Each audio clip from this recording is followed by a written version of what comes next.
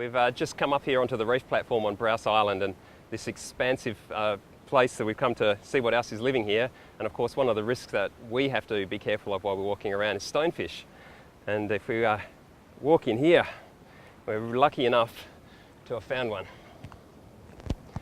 This one's called a reef stonefish. It's not the same as the real stonefish, but almost as venomous and just as spectacular.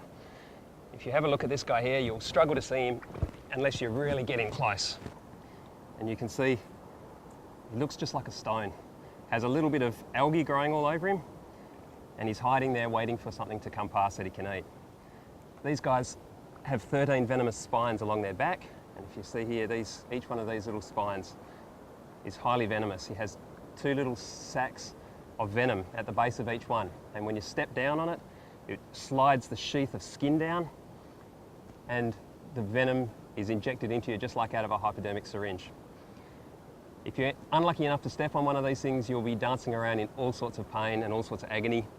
We can treat it, but it's going to last a long time, and there's not much you can do other than some warm water and hopefully and some painkillers and lots of rest. So he sits on the reef like this, and he's just waiting for something to come past, opens his mouth and creates a vacuum, sucks in a little fish that he can eat. But of course, while he's sitting here, he's highly vulnerable, and so he needs these incredibly venomous spines to act as protection.